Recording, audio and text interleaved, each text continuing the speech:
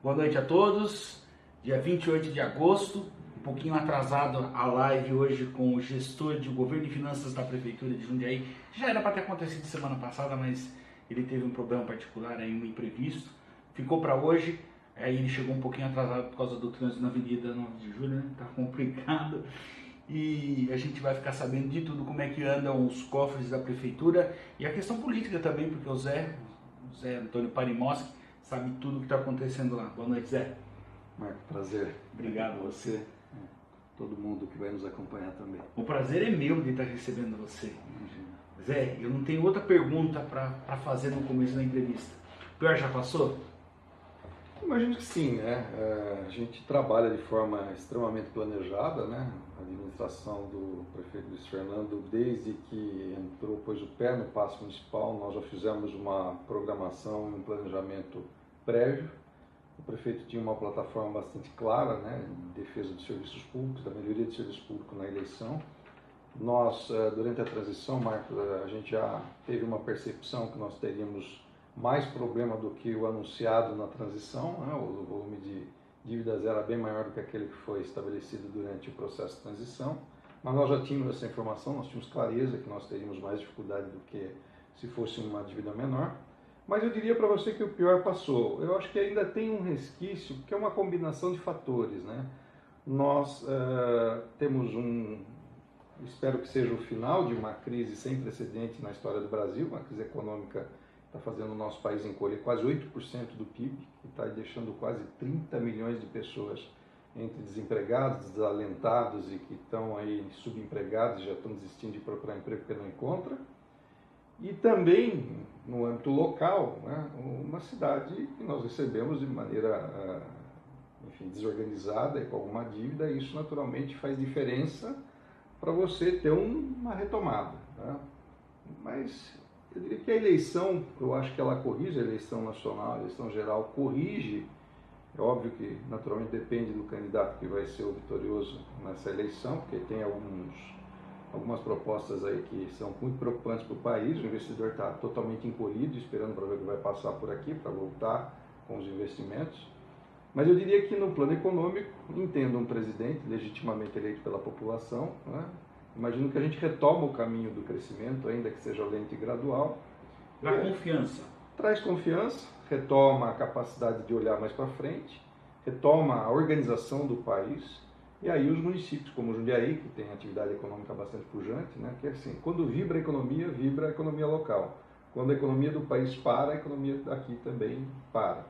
Então a gente sofre os efeitos que está acontecendo no país. Né? Então eu tenho a impressão que esse plano econômico se corrige. Né? O plano político melhora, traz estabilidade, resgata a confiança. E no plano local, aí sim, durante a crise, nós fizemos uma lição de casa, ou seja, é a história de construir as oportunidades para você passar da crise, sair andando mais rápido para poder entregar os serviços públicos para o cidadão. Parimoski, eu não sei se você viu, eu recebi aqui o Júnior Aprilante, já como secretário estadual do Turismo, e eu questionei sobre a gestão passada, na qual ele foi secretário de Obras. E ele foi enfático em dizer que ele foi contra quando o prefeito Pedro Bigardi anunciou a construção de UPAs, da forma como foi feito, e o aumento. Recebemos aqui recentemente o então já secretário estadual de Turismo, o Júnior Aprilante, que foi secretário de Obras na gestão Pedro Bigardi. E ele disse aqui que ele foi contra quando o Pedro anunciou a construção de UPAs, que ele achou que estavam superdimensionadas, e também o aumento do funcionalismo. Primeira questão, ele está certo na visão dele? Foi isso que causou essa herança para o governo que veio depois de vocês? E segundo, até onde espanta vocês um homem do Pedro falando isso? Eu acho que o Júnior está se mostrando coerente com os fatos, né, Marco? Os fatos estão registrados lá, né? Ninguém inventa história de números, história financeira e história contábil. Está tudo registrado. E é absolutamente possível de validar o que o secretário estadual, que é um sujeito bastante cordato, que comentou comigo, numa das oportunidades, não me lembro quando, mas ele teria comentado a respeito dos alertas, né? Eu acho que, enfim, se a gente imaginou que o Pedro não tivesse uma boa assessoria, pelo menos o secretário de Obras o avisou, né? O alertou que os aumentos abusivos na folha de salário. Veja, nós estávamos atravessando a maior crise da história do Brasil, com queda na economia desde 2014, final de 2014, quando se iniciou a crise. Quer dizer, nós sabíamos que teríamos uma arrecadação tributária menor do que aquela que estava planejada nos orçamentos, tanto dos municípios, como dos estados, como da União. Não é à toa que a União está com um déficit que está todo estourado, por políticas fiscais erráticas, inclusive. 13 anos de governo do PT, absolutamente políticas erráticas que foram conduzidas por um governo que não tinha planejamento e visão de longo prazo. E aí você soma-se a isso a arrecadação declinando, a curva da arrecadação todos os anos declinando, e a curva da despesa, que deveria estar acompanhando a curva da receita, para você gastar só o que arrecada, que é o limite básico essencial da lei de responsabilidade fiscal, é o pilar básico essencial, aqui fez um X. A despesa com a folha se elevou, foram dados inúmeros aumentos de salário, alguns chegando a 40%. Veja, numa economia em recessão, com um encolhimento do PIB do país, com uma situação de incerteza absurda, um prefeito atribuir um aumento ao servidor, eu não estou discutindo aqui o mérito da correção salarial, mas eu estou discutindo a inoportunidade. Não era a hora. Não era oportuno fazer esse tipo de trabalho, de atitude naquele momento, ter tomado essa providência. E além das despesas de pessoal, que é basicamente metade de tudo aquilo que a gente arrecada, vai para pagar a folha de salário, mais os encargos dela oriundos, houve elevação das despesas correntes, que são aquelas despesas de custeio. Aí deixaram de pagar a previdência do servidor, que a gente explicou claramente, demonstrou, enfim, foram mais de 50 milhões entre as parcelas que não haviam sido pagas, para poder financiar o fechamento do orçamento de 2016. E isso não adiantou de nada, porque só contribuiu para piorar a situação.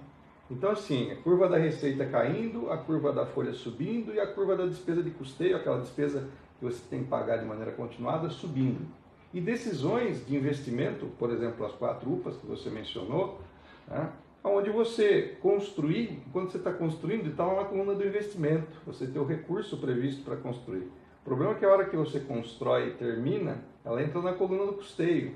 Ou seja, você tem que ter dinheiro para contratar os servidores, os funcionários que vão tocar, contratar exames, contratar todos os insumos necessários para a operação e para a manutenção do equipamento, senão não vale de nada. E o equipamento estava fechado, ou seja, parado, a obra inconclusa, inclusive não tinha os acabamentos que nós terminamos de fazer, e agora nós estamos concluindo a licitação da organização social que vai administrar esse equipamento lá no Novo Horizonte. Mas temos mais 3 para resolver. E 2 delas também já estavam paradas. Então veja você, quer dizer, uma ação impensada, imagino eu, algumas ações erráticas, ou seja, insistir no mesmo erro. Vira um efeito dominó. Exatamente, e aí você não consegue mais segurar. Dilapidou totalmente a capacidade que o município tinha de investir. Vou te dar um dado rápido aqui, só para a gente fazer, enfim, até seria bom a gente conversar para frente, porque para trás o relógio não volta. É verdade. Enfim, mas é importante informar as pessoas porque as coisas não acontecem por acaso. Em 2012, em 31 de dezembro de 2012, nós gastávamos com folha de salário 35,7% da receita corrente líquida, que é a aferição que a gente faz para a lei de responsabilidade fiscal. Em 31 de dezembro de 2016, esse valor foi para 46% da receita corrente líquida. 11 pontos percentuais a mais. E a folha de salário de Jundiaí, Marco, ela é de quase 60 milhões mês. Então, a folha é pesada. E sem a contrapartida de melhoria do serviço público para o cidadão, que é uma exigência hoje. Aliás, em 2013, o cidadão foi para a rua e deu um recado. E o recado foi claro.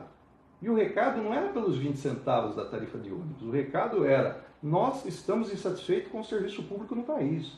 Nós pagamos muito imposto, nós temos aqui riscos que nós não precisaríamos ter, porque é um país que tem muita possibilidade de se resolver, mas talvez pela falta de planejamento, um planejamento para o país e um planejamento mais de longo prazo, não se resolve as questões e elas ficam, lá martirizando o cidadão e não chega a solução na ponta onde precisa, na saúde, na educação, no transporte, na segurança.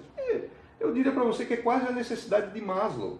As pessoas não vivem sem esse quadripé. Se não tiver isso, se a cidade não for segura, se não tiver saúde para as pessoas, né, ou serviços de saúde, se não tiver mobilidade para as pessoas se locomoverem, né, e se não tiver educação para a gente pensar à frente e formar o nosso futuro, não adianta fazer o restante. Então eu imagino que não foi por falta de aviso, não foi por falta de leitura, não foi por falta inclusive de aviso dos próprios colaboradores, como foi o caso do Júnior Aprilante, que demonstrou, ele mostrou gráficos, ele mostrava ao prefeito que a despesa estava crescendo, né, no momento absolutamente onde a receita estava caindo, onde o que entra cai e o que sai sobe. Em casa, se você fizer isso, você vai quebrar, você vai entrar no cheque especial, vai se endividar, e aí você vai comprometer suas despesas fixas, vai comprometer suas finanças, e aí vem uma série de problemas, efeito em cascata que você gera, e foi o que aconteceu na Prefeitura de Jundiaí. Tanto é que a dívida na transição anunciada pela administração Bigardi era de 60 milhões, né? Próximo de 70 ao final, em 31 de dezembro, você tem esses registros, inclusive, que você noticiou aqui no seu veículo de comunicação. Em 30 de abril, quando nós fechamos o balanço de 2016, nós apuramos já 144 milhões de reais, porque nós fomos apurando os processos que estavam em aberto. Em 30 de abril deste ano, que nós fechamos 17, nós achamos mais alguns processos perdidos, nós já estamos em 180 milhões, dívidas financeiras de curto prazo. A última delas foi a desapropriação da 9 de julho para a construção desse viaduto que está próximo aqui da gente, onde o município se comprometeu a desapropriar as áreas onde a concessionária, junto com o governo do estado, faria a ponte. Certo. Que vai e que volta. E fez a desapropriação, só não pagou. Sobrou para vocês. Isso. E aí foi um acordo judicial. Veja você o nível de irresponsabilidade. Esse pagamento não é um pagamento administrativo trivial, como aquele que nós identificamos, quando nós chegamos folha em aberto, férias sem pagar, fornecedores de lixo, da saúde, ou seja, de toda a ordem. Esse pagamento, Marco, era um pagamento feito um acordo em juízo, na justiça, 18 parcelas. E não foi pago, e não foi sequer deixado recursos no orçamento para dizer que tinha que pagar essa dívida. Tanto é que nós fizemos um plano de pagamento e estamos pagando todas aquelas dívidas, até 2019, estamos pagando todas elas. E apareceu uma conta de mais 24 milhões de reais que não estavam previstos. Quanto vocês já pagaram, Zé? Nós pagamos já quase 80% do total da dívida apurada. Agora, de novo, tem esses 24 milhões, preciso fazer um plano de equacionamento específico, é uma dívida significativa no momento onde nós temos juízo. A receita não está batendo na meta, nós só estamos gastando aquilo que a gente arrecada, cortamos muitas despesas, reduzimos os cargos em comissão em 30%. 31 de dezembro de 2016 tinham 451 cargos em comissão. Em 1 de janeiro de 2017 nós reduzimos para 328. Dos 328, o prefeito fez uma exigência lá para a gente ter continuação das políticas de governo. 20% do total é preenchido por servidores de carreira, ou seja, não são pessoas estranhas ao serviço público. Concursados. E só 260, então, são pessoas que vêm de livre provimento, mas que passam por avaliações de qualificação para exercer o cargo. Tá. Gente, quem quiser fazer pergunta para o José Antônio Palimoski, pode encaminhar aqui, já estamos recebendo algumas, faremos daqui a pouquinho. Mas eu tenho duas ainda para fazer para o Palimoski a respeito da questão financeira do município. No dia 1º de janeiro, na solenidade de transmissão do cargo, eu entrevistei o Pedro e ele disse para mim que a situação financeira da prefeitura estaria resolvida em 4 meses no máximo. O que teria levado ele? É lógico, eu estou fazendo uma pergunta para a pessoa errada, deveria ser para ele.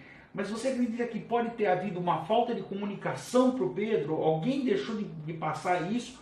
Ou ele simplesmente estava enganado, mal informado? O que aconteceu, Zé? Por que 4 meses que ele achou isso? É difícil responder, Marco. De novo, acho que você teria realmente que fazer a pergunta para ele. Agora, veja, o prefeito, ele é um agente político, porém ele é o comandante administrativo das ações governamentais. O prefeito Luiz Fernando tem o domínio de tudo que acontece na prefeitura, se informa de tudo, despacha mediante explicações, os despachos, as instruções. são todas elas previamente estabelecidas, ou seja, não assina qualquer documento.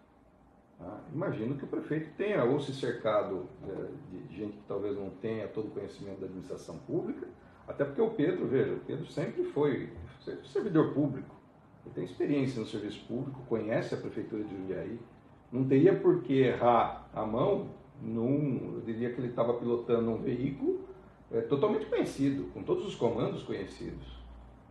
Então eu diria para você que parte pode ser negligência, parte pode ser imprudência, e aqui eu não estou falando no termo pejorativo, eu estou dizendo do ponto de vista fiscal, né?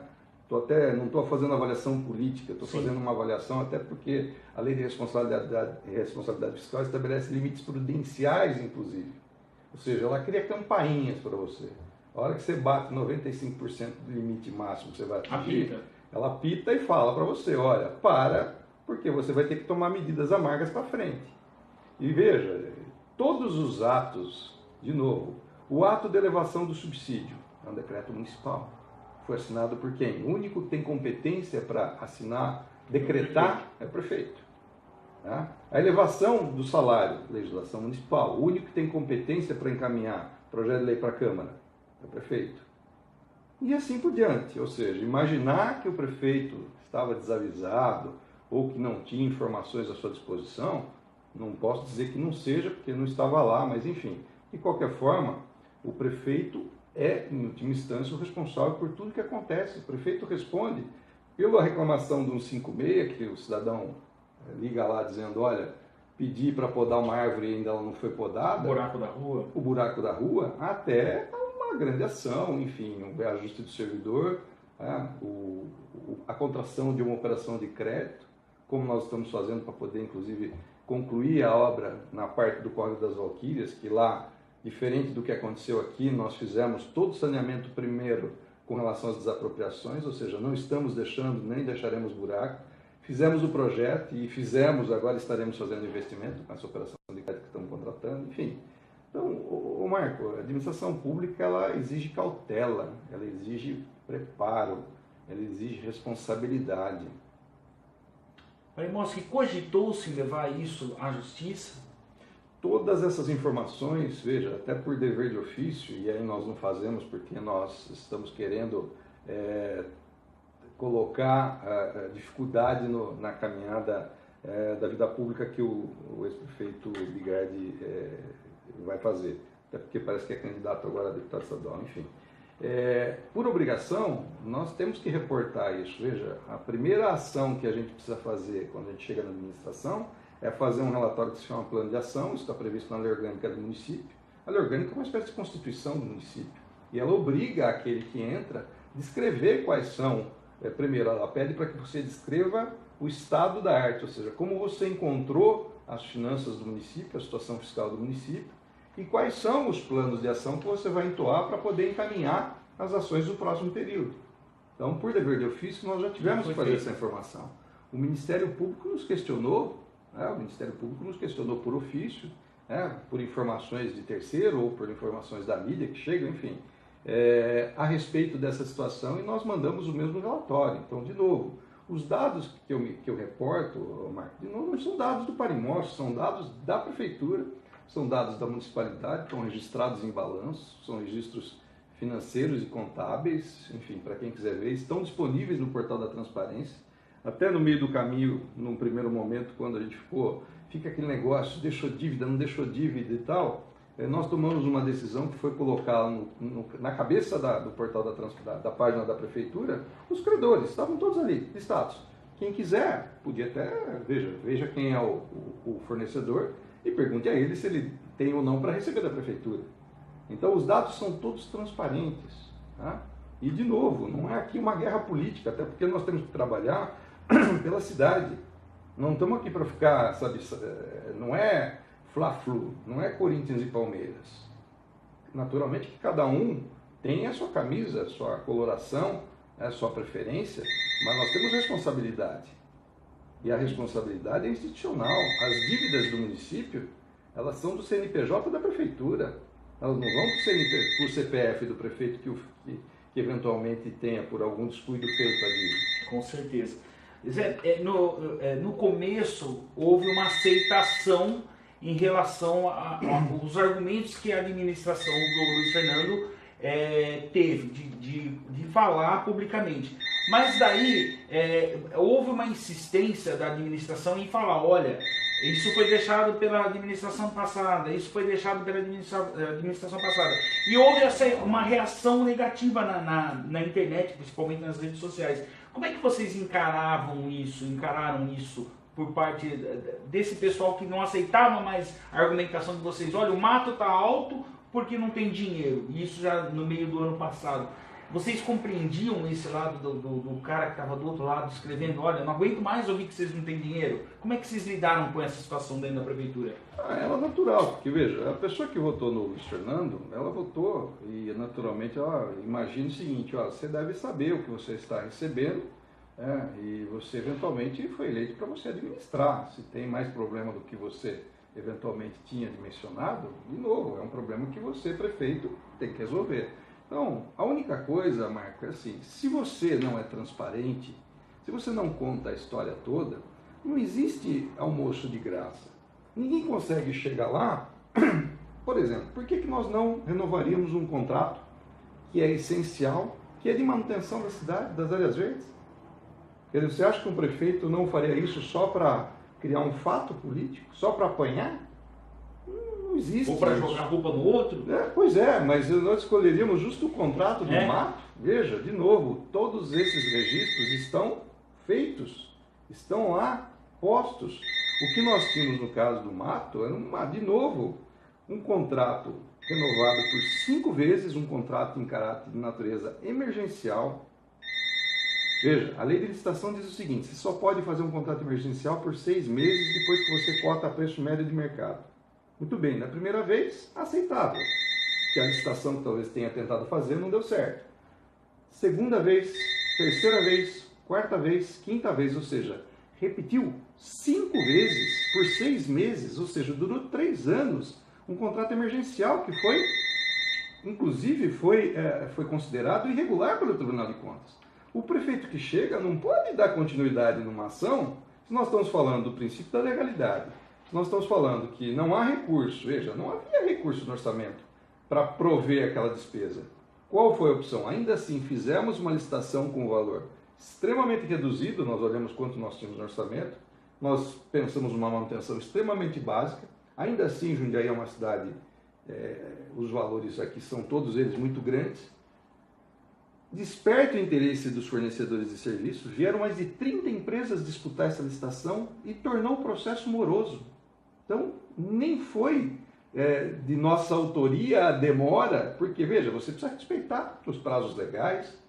Toda vez que você entra com uma medida, você precisa aguardar aqueles que estão participando, por exemplo, fazer o seu recurso.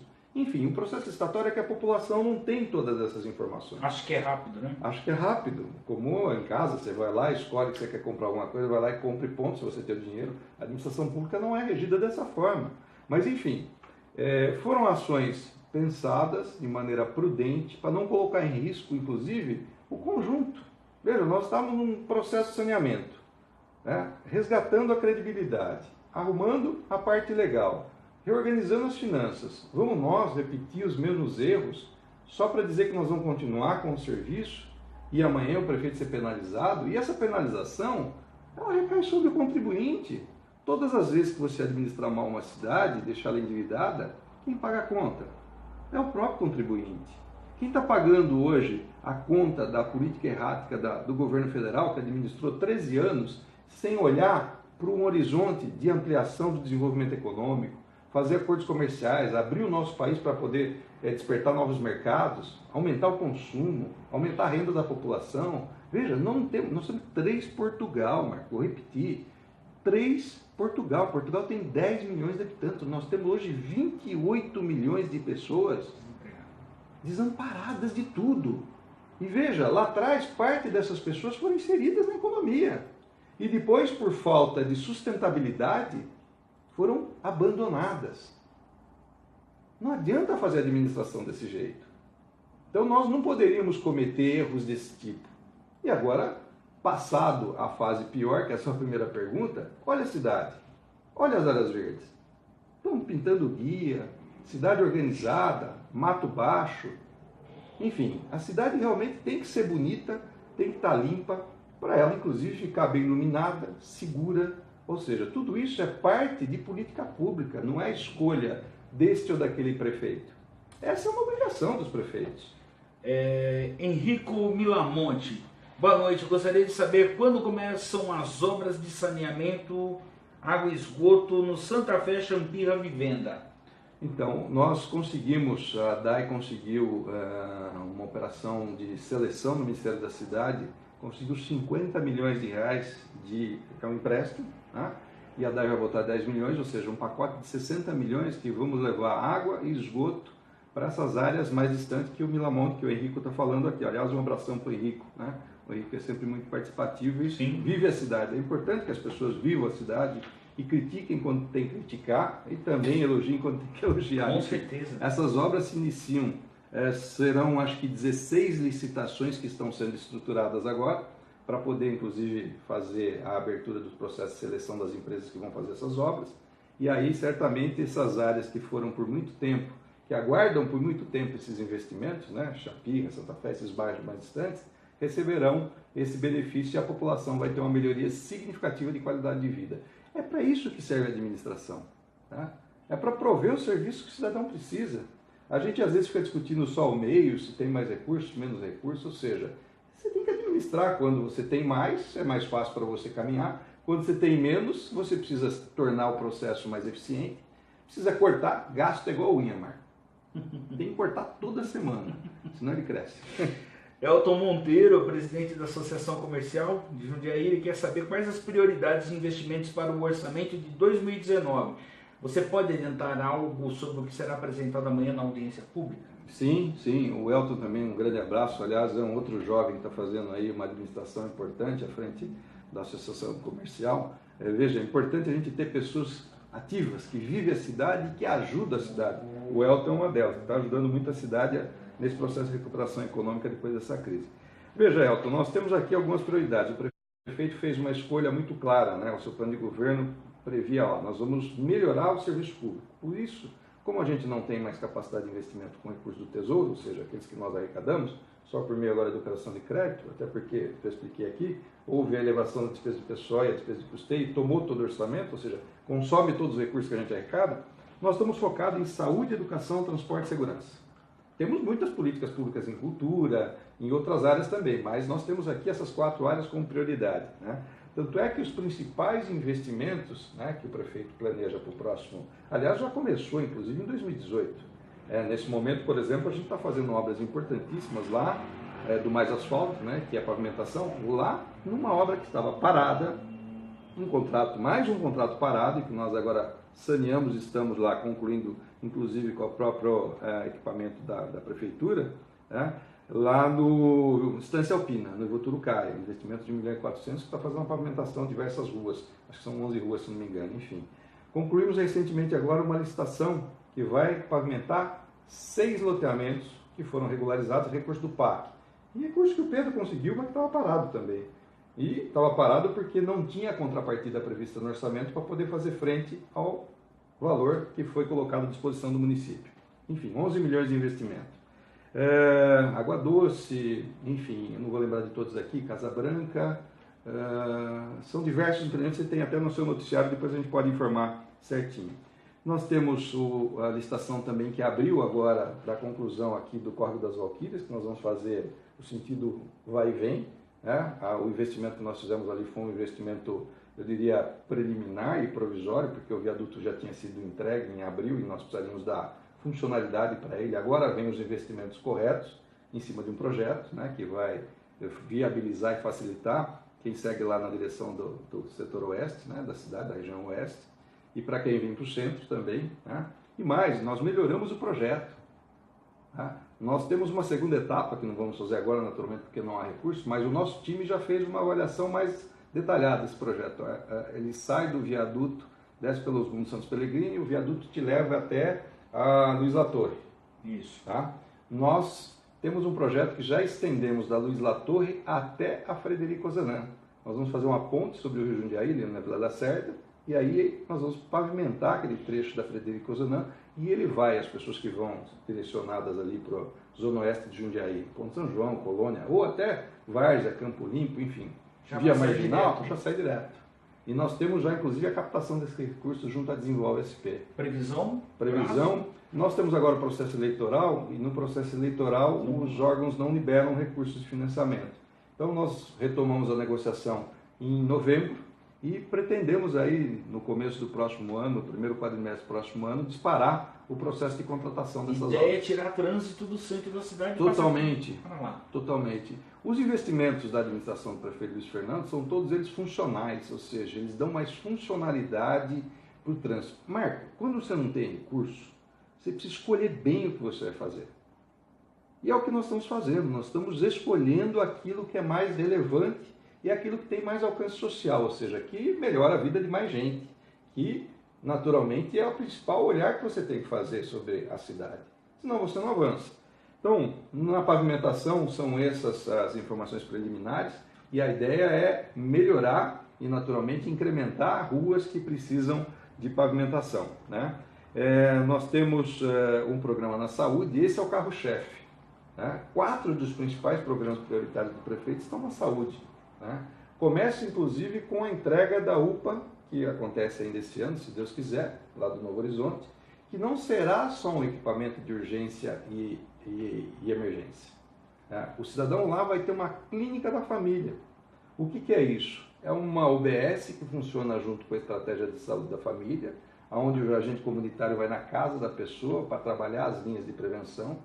E na UBS você vai ter exames, que antes você não tinha, diversos exames, você vai ter odontologia e você vai ter também uma área que vai cuidar, na área de urgência e emergência, de traumatologia, ou seja, é uma demanda muito grande, que vem tudo para o São Vicente e que vai poder ser atendido lá naquela região. Quando, Zé?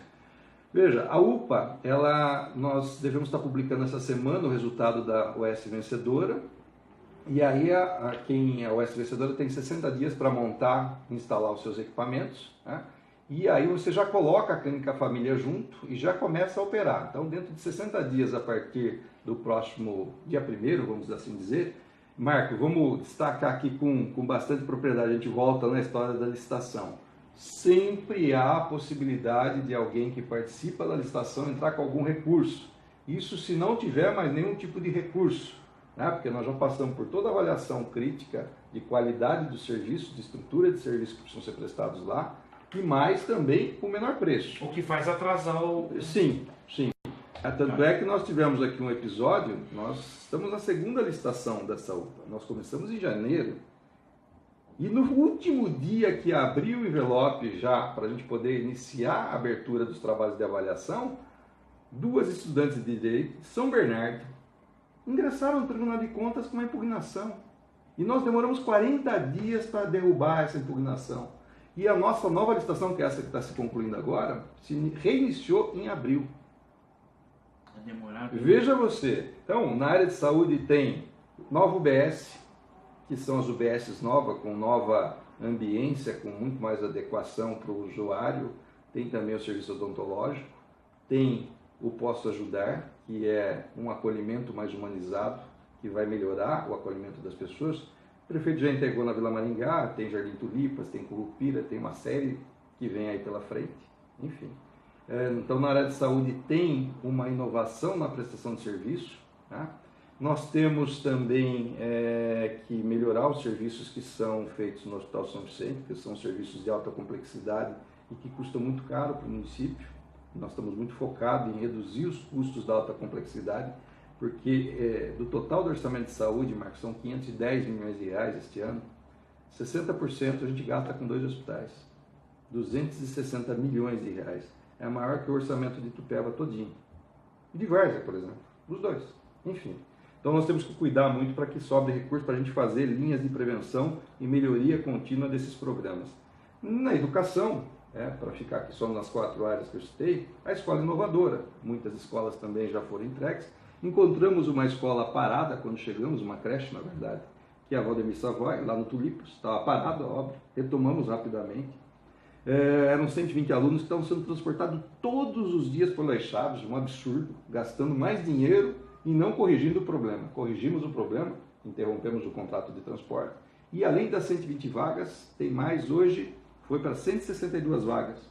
E já no modelo da escola inovadora, nova ambiência, inglês para as crianças de 4 e 5 anos, enfim, robótica, uma grade curricular muito mais eficiente no sentido de melhorar o processo de aprendizado do aluno, valorização dos professores, dos profissionais, porque eles estão num ambiente totalmente moderno, e participação dos pais na vida dos alunos. Então tem já algumas escolas na Mantaiar, na Vila Aparecida, o prefeito entregou, José Maria Toledo também entregou já no novo modelo, ou seja, dia 1º agora entrega mais uma escola, acho que é no Caxambu, se não me falha a memória, revitalizada, ou seja, a ideia é ir melhorando todas as escolas que nós temos para poder adquirir esse mesmo padrão de ensino e de qualidade de ambiência que nós estamos implantando na escola inovadora, né? E, por fim, segurança pública. Elton sabe disso, estamos fazendo um trabalho em conjunto, a Associação Comercial, a CDL tem nos ajudado muito a enfrentar essa discussão. Estamos investindo em tecnologia, e o prefeito pediu para chamar 22 novos guardas, são 22 novos guardas, enfim, que já estão trabalhando, né, já começaram a trabalhar. Temos um efetivo de mais de 350 profissionais hoje que ajudam no processo de segurança pública, mas tem novidade que vem pela frente aí. Estamos fazendo um planejamento, inclusive, para levar o vídeo monitoramento hoje, que está só numa mancha da cidade, para os bairros mais afastados. Então, isso está sendo planejado para ter recurso e fazer um plano que você consiga depois concluir. E, por fim, só para fechar, a mobilidade, né? Vem aí 20% da frota de ônibus novos, obrigação das concessionárias. Revitalizamos os 7 terminais, que serão entregues com nova ambiência, nova sinalização, com inclusive uma moderna paisagem visual feita por artistas da cultura, cidadãos de Jundiaí, que nos ajudaram muito, muito interessante, porque picham muitos terminais, e aí quando está lá uma grafitagem... Muito vandalismo, né? Muito vandalismo, enfim, isso diminui. Enfim, tem muita novidade que está sendo preparada, de novo, tudo dentro de um planejamento muito bem estruturado, com recursos definidos, com o par e passo daquilo que a gente arrecada. Se diminuir a arrecadação, a gente diminui a velocidade do investimento para a gente poder não dar o passo maior que a perna, ou seja, mas, de novo, sempre focando naquilo que as pessoas... Quantos deputados nós devemos eleger? Olha, eu tenho a impressão que o cenário é um cenário de oportunidade para a gente escolher aqueles que têm compromisso com o município, né? Eu fico imaginando que, diante dessa insatisfação da população, de maneira geral falando, né, com esse desgosto com a política e com a classe política, né, principalmente depois de tantos avisos que a população tem dado, o eleitor tem dado, enfim, esse desgaste, nós teremos uma eleição, eu diria para você, a eleição mais importante do Brasil nos últimos tempos, até porque nós temos um país que precisa ser reorganizado, reestruturado, com desafios gigantescos. Então nós não podemos ter aventureiros à frente do país, nós temos que ter gente equilibrada, preparada e que sabe naturalmente o que vai fazer para poder sair dessa situação. Não tem jeito, tem que realmente contar com o apoio do Congresso, porque você vai precisar fazer reformas estruturais que só para aprovar uma emenda constitucional, Marcos, precisa de 3/5 de votos em 2 turnos. 308 votos na Câmara e 51 no Senado, ou seja, você precisa fazer maioria, sim, não tem como, senão você não aprova as reformas necessárias para passar o país a limpo. E por isso que é importante você olhar para os deputados que você vai escolher. Eu sempre digo o seguinte, a Copa do Mundo vem a 4 anos, né, a cada 4 anos, e aí aparece muito candidato Copa do Mundo, né? E aí vem aqueles candidatos que nunca apareceram e não trabalham pela cidade, que não têm um nível de comprometimento com o eleitor daqui, né, e vem buscar o voto daqui, e muitas vezes leva muitos votos, é para a população refletir. Por quê? Porque você precisa votar em candidatos, na minha opinião, eu sou a favor do voto distrital, né? Eu acho que a vinculação da região ao representante, ela é essencial, não tem como fazer democracia com feedback, ou seja, o que eu estou fazendo e prestar conta para a população e ela avaliar nas urnas o que você está fazendo, e se for bom ela renova, se não for bom ela troca. Se a gente não tiver claro isso, nós vamos dar oportunidade para aqueles que são, de novo, os oportunistas que vêm a cada 4 anos, aquelas pessoas que não têm nenhum tipo de compromisso, aqueles que querem fazer voto porque são famosos e aí acabam fazendo graça, aqueles que querem fazer algum tipo de zombaria, né? Tem gente que fica zombando, inclusive, Isso é muito ruim, porque você tem propostas que são absurdas, né? Que não deveria nem deixar essas pessoas passarem no crivo de candidaturas, enfim, mas ainda passam. Eu diria para você que a recomendação é: olhe a vida pregressa do candidato, veja se ele é ficha limpa, eu acho que isso é fundamental. Se ele for ficha limpa, eu acho que você já tem uma segurança que ele não está envolvido em nenhum processo de corrupção. Olhe para o que ele já fez pela cidade, se ele já teve oportunidade de ocupar algum cargo público, se ele teve comprometimento, se ele executou aquilo que ele se comprometeu. Né? E, naturalmente, ouça um pouco o que ele propõe, porque são desafios duros que vêm pela frente e o parlamento vai precisar estar engajado nessa reformulação do país, porque parte da culpa, inclusive, desse processo ter sido todo degenerado também é do parlamento. E também, eu diria para você, o judiciário que entrou depois e começou a fazer papel de executivo e legislativo, de maneira, inclusive, a criar conflitos entre os poderes. E não ajudou o Brasil a resolver seus problemas, nem a sair mais rápido da crise. Então, nós precisamos ter harmonia entre os três poderes, nós precisamos ter institucionalidade, aquilo que eu falava aqui no começo. Eu dizia, olha, não é o Parimoschi que está ali apurando para ver se o prefeito anterior foi bem capaz, está aqui atua, dentro de um compromisso político de um prefeito que foi eleito, e tem que tratar questões institucionais. Não se pode ficar fazendo farofa com as questões políticas o tempo todo. E o parlamento custa 10 bilhões de reais a Câmara e o Senado por ano para os contribuintes brasileiros. Se você somar todas as 27 assembleias, 26 mais a Câmara Distrital, que no Distrito Federal tem um nome diferente, que é considerado um território, enfim, nós temos mais 10 bilhões, ou seja, só aí são 20 bilhões que são gastos do dinheiro público. E agora o Judiciário querendo aumento de 16%, mais 4 bilhões. Da onde sai esse recurso? E o povo, os 30 milhões de desempregados, desalentados, precisando do básico, saúde, educação, segurança, transporte. Então você tem parlamentares que têm compromisso, acho que você precisa olhar para eles, e aqui em Jundiaí você tem gente com essas qualidades, só pesquisar. E não acreditar em falsa promessa. E, de novo, tomar cuidado, porque as redes sociais, por isso que eu falo, não falei ali atrás, mas veja, lá atrás muita gente que criticava, inclusive que aproveitava um momento difícil do governo naquela oportunidade do mato e tal, tinha muito fla-flu ali, irmão. Tinha muita gente da oposição aproveitando para criar. Pois é. Então, isso é desonesto, inclusive. Então, a história da fake news precisa tomar muito cuidado. Não repasse, não vote, inclusive, pelo que vê só nas redes sociais. Tem que aprofundar a pesquisa. Se não sabe, pergunta para quem sabe. Ou vá fazer uma pesquisa de novo. A internet hoje para quem souber usar, realmente uma fonte de conhecimento e de informações essencial para você fazer o certo. A última, Parimoschi. Você foi vice de Luiz Fernando nas eleições de 2012. Acabaram sendo derrotados. Você pensa em ser candidato novamente? Olha, no meu script, Hoje? Não. Eu tive os últimos 4 anos, sendo bastante prático, né? Assim, respondendo a sua pergunta, se tivesse que fazer com mão e palavra, não, né? Mas só para explicar, né? Eu tive os últimos 4 anos no governo do Estado, né? Eu saí de Jundiaí, e em 2 de janeiro fui convidado pelo então secretário de Planejamento para integrar a equipe de orçamento do governo do Estado. E cheguei até a secretária adjunta de Planejamento, fiquei lá até o final de 2016, quando o Luiz então me convidou para voltar para Jundiaí. E vou dizer para você, o Estado de São Paulo hoje está saneado e não quebrou, porque nós tínhamos uma linha, esta linha que eu estou aplicando aqui, eu apliquei lá, junto com a Fazenda e o Planejamento, fizeram uma gestão extremamente responsável, e o governador, que é o comandante administrativo e político do governo, entendeu, conseguiu sair da crise sem maiores consequências. Óbvio que todo mundo teve prejuízo, mas o Estado não passou o pé dentro das mãos, não gastou o que não tinha, não se endividou, interrompeu, diminuiu o nível de investimento e agora está retomando com mais força. É aquilo que eu te disse, na hora da crise, se você souber se comportar e souber aproveitar a oportunidade, você se reorganiza e a hora que ela termina, você volta mais forte e mais rápido. E depois, voltando aqui para a cidade, enfim, esse desafio que nós estamos conversando aqui um pouco sobre ele, enfim.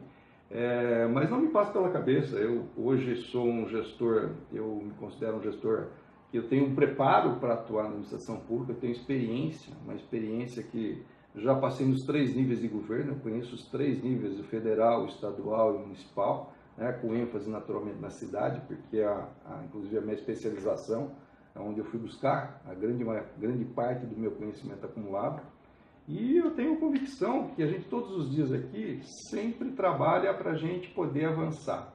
Ninguém vai resolver todos os problemas, mas nós temos claro que a gente precisa avançar. E a gente só avança se tiver planejamento, se tiver responsabilidade. E isso não é requisito prévio, isso é valor. É valor que você carrega com você. E entrega, resultado para o cidadão. Se você não tiver isso claro, e o prefeito Luiz Fernando tem isso muito claro, que é o que ele cobra de todos os gestores todo dia. Se você entrar na sala dele, aliás, faz tempo que você não vai lá, vai fazer uma visita, você vai ver que tem 6 telões lá, com todos os reloginhos que você está imaginando que eu estou falando aqui para você, dos projetos prioritários, da saúde, educação, segurança, enfim, 156, a lista dos serviços mais demandados, as filas que tem para consulta, exames, etc. Enfim, tudo isso está na linha de visão dele. Que esse é o tipo de administração que a gente faz. Porque a gente precisa ser mais eficiente, economizar e entregar, de novo, para a população o que ela espera e aquilo que a gente tem compromisso, com todas as dificuldades que tem. Legal. Entrevistamos então Zé Antônio Parimoski, gestor de finanças e governo da Prefeitura de Jundiaí. Pedimos desculpa pelos ruídos, pelos barulhos. Não estava no planejamento, né? A gente não tinha planejado isso. Aguardamos você outras vezes, né? Porque é bom ter esse contato, transparência é tudo, né? E eu acho que cumprimos o nosso dever de transparência do jornalismo. Valeu, cara. Obrigado. Viu? Eu que agradeço a oportunidade de estar aqui falando com você e com todos os nossos internautas, os nossos ouvintes, telespectadores, e esclarecendo. E os que aguentaram o barulho. É isso aí. Tá bom. Obrigado, gente.